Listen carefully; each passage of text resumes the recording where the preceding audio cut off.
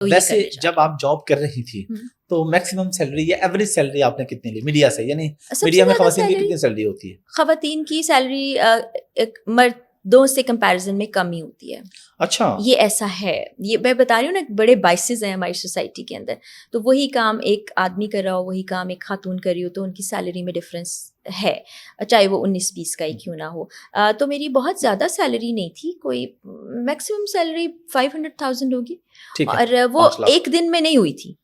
اب میں نے, آپ سوچے نا, 2003-4 میں کام شروع کیا, اور اگر میں 2021 میں آ کے 5 لاکھ روپے کما رہی ہوں, تو وہ پچھلے سال ایکسپیرینس اور وہ سب بھی اس میں شامل ہے. تو ماشاء اللہ آج تو اچھی سیلری بھی ہے, اور سوشل میڈیا پر جو باقاعدہ اچھی طریقے سے کام کرتے ہیں ان کی ارننگ بھی اس سے زیادہ ہے. پیسہ کمانا بری بات نہیں ہے, ہونا چاہیے, یہ چیز بھی ہونی چاہیے. بالکل, بس جائز اور صحیح طریقے سے کمانا ہے, جتنا مرضی کمائیں, اور لیکن پیسے کو سب کچھ بنا لینا یہ تھوڑا سا غلط ہے. بالکل ایگری. اور اقرار بھائی کیا آپ کو پاکٹ منی دیتے ہیں فکس, یا بس کہتے ہیں کہ خرچے ہیں بس جو بھی ہے ٹھیک ہے گھر کا؟ وہ میں ان کو بتاتی ہوں کہ اتنا خرچہ اس مہینے کا, اتنے مجھے پیسے دے دیں, تو بھجوا دیتے ہیں. کہیں بیچ میں ذرا اور ضرورت پڑے تو بھی میں ان کو کہہ دیتی ہوں کہ جی. ایوریج کتنے بھجوا دیتے ہیں؟ ایوریج ہر مہینے کا ڈفر کرتا ہے. ٹھیک ہے, کسی مہینے 3 لاکھ بھی ہو جاتا ہے, کسی مہینے 5 لاکھ بھی ہو جاتا ہے, کسی مہینے اس سے زیادہ بھی ہو جاتا ہے, کیونکہ جس گھر میں رہ رہی ہوں وہ رینٹ کا گھر ہے. اور باقی کچھ بہت زیادہ میں فضول خرچ اور وہ نہیں ہوں. پھر بلز آپ کو پتہ ہے کتنے آتے ہیں. ذاتی چیزوں پر میرا اتنا زیادہ خرچ نہیں ہوتا.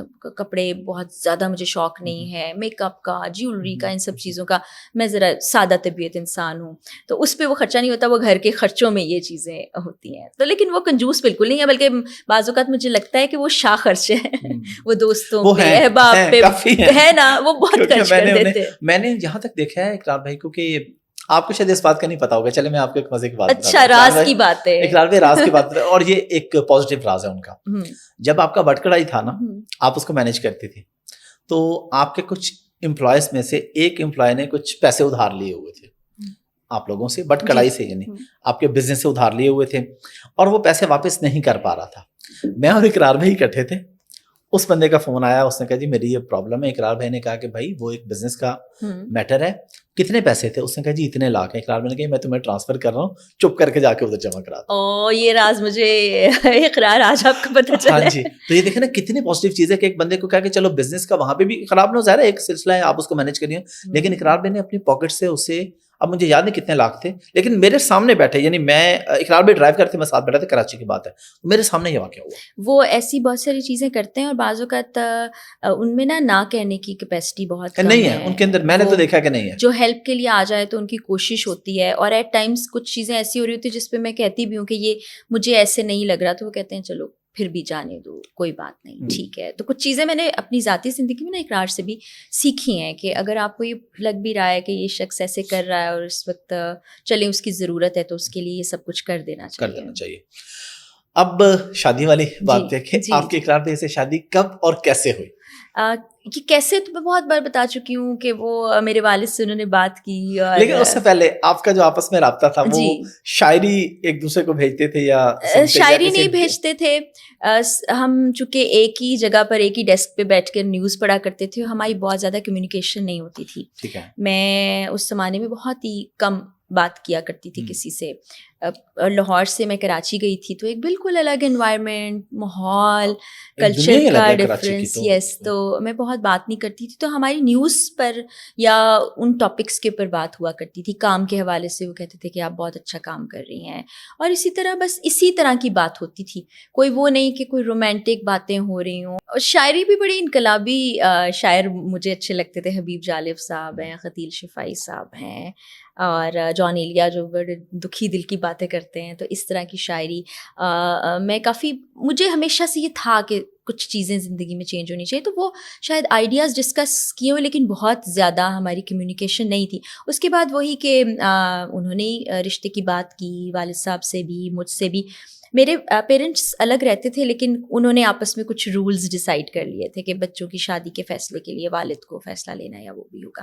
تو وہ والد صاحب نے فیصلہ لیا, اور شروع میں مجھے کچھ سمجھ بھی نہیں آیا, بعد میں کنونس بھی ہو گئی. پھر کچھ لوگوں کو کنونس بھی کیا, اقرار نے مجھے کنونس کیا, اور پھر شادی ہو گئی. اور ماشاء اللہ سے آج یہ اب 13واں سال ہے ماشاءاللہ, اور اللہ کا شکر ہے بہت کنونس کرنے میں کیا ایشو تھا؟ اقرار بھائی کے ساتھ شادی کا یا دوسری بیوی بننے کا؟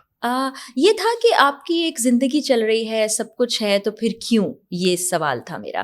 تو اس پر پھر ہماری کافی بات چیت ہوئی, ڈسکشن ہوئی, جو کہ ظاہر ہے پھر دو لوگوں کی آپسی ڈسکشن ہوتی ہے.